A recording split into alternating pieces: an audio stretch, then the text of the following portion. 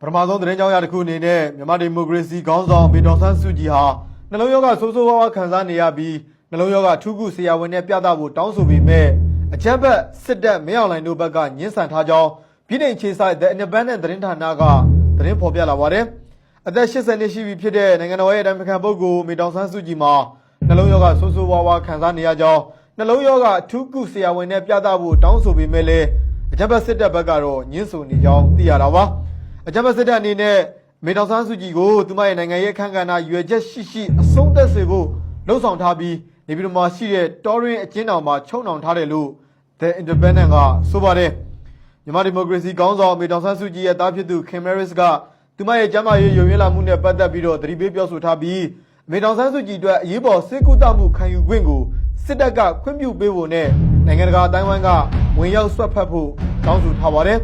2021ခုနှစ်ဖေဖော်ဝါရီလမှာအကြမ်းဖက်စစ်တပ်အာဏာသိမ်းပြီးကတည်းကအကျဉ်းချခံထားရတဲ့အသက်80နှစ်အရွယ်မေဒေါ်ဆန်းစုကြည်ဟာပိုပြီးတော့ဆိုးလာတဲ့နှလုံးရောဂါကိုခံစားနေရကြောင်းသားဖြစ်သူခင်မဲရစ်က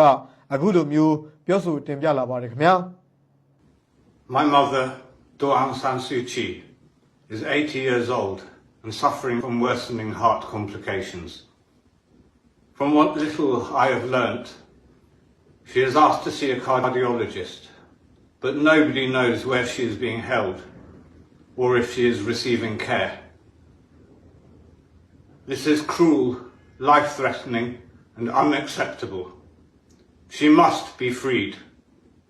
and so must all political prisoners in Burma, not just for their sake, but for the very future of Burma. အဲ့တော့အကြမ်းဖက်ဖက်စစ်မင်းအောင်လှိုင်တို့ကမကြသေးခင်ကမှအသက်80ပြည့်တဲ့မေစုကိုပုံမှန်လင်းလင်းပြောရမယ်ဆိုလို့ရှိရင်အကျဉ်းထောင်ထဲမှာအနုနည်းနဲ့ညှင်းဆဲပြီးတော့ဒါတတ်ဖို့အတွက်ရွေချက်ရှိလုပ်နေကြတာဖြစ်တယ်အသက်80ကျော်အရွယ်ကျန်းမာရေးလည်းမကောင်းဘူးအဲ့တော့စေဝါကုသဖို့လည်းခွင့်မပြုဘူးဆိုတော့ဒီဖက်စစ်အကြမ်းဖက်မင်းအောင်လှိုင်တို့ကဖက်စစ်အသွင်သဏ္ဍာန်ကိုတကယ့်ကိုပြင်းနဲ့ပြုလုပ်နေတာဖြစ်တယ်သူတို့နဲ့မတူတဲ့သူတို့ရန်သူလို့သတ်မှတ်တဲ့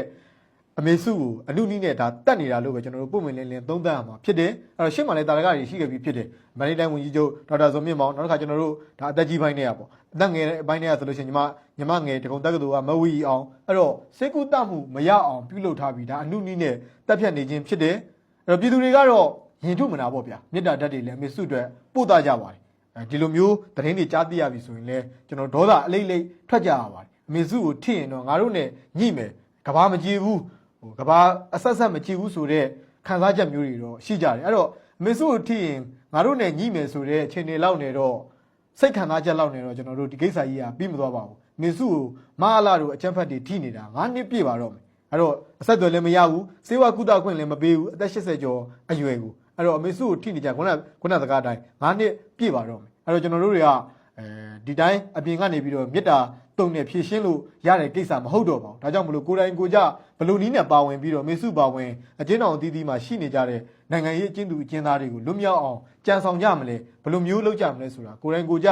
သုံးသပ်စဉ်းစားပြီးတော့လက်တွေကြပါဝင်ဖို့လိုအပ်ပါပြီဖက်စစ်ကတော့ဖက်စစ်တရံကိုပြ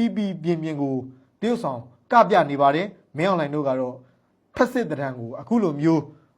နိုင်ငံရဲ့တကယ်မိခင်လို့လူထုကနေပြီးတော့အားကိုးတဲ့သူကိုတောင်ဒီလိုမျိုးအနုလီနဲ့ညှင်းဆက်ပြီးတပ်ဖြတ်နေတယ်ဆိုရင်ကြံတဲ့သူတွေအတွက်ကတော့ပြောစရာတော့မရှိပါဘူးဒါကြောင့်မလို့ကျွန်တော်တို့လက်တွေကြပါဝင်နိုင်တဲ့နီးလန်းတွေနဲ့တော်လန်ရေးအမြန်အောင်မြင်အောင်ပါဝင်မှသာအမေစုကိုထင်ရင်ငါတို့နဲ့ညှိမယ်ဆိုပြီးတော့လက်သီးလက်မောင်းတန်းခြင်းကလက်တွေကြပါမယ်မဟုတ်ရင်တော့ကျွန်တော်တို့မေတ္တာဓာတ်တွေဒီစကလုံးတွေဒေါသထွက်နေုံနဲ့တော့ဒီကိစ္စကြီးကပြီးမြောက်သွားမှာမဟုတ်တယ်လို့အမေစုလည်းလွတ်မြောက်လာမှာမဟုတ်ပါဘူးအဲ့တော့ဒီအကြောင်းအရာလေးကိုဆွေးနွေးပြီးတော့တင်ဆက်လိုက်ရခြင်းဖြစ်ပါတယ်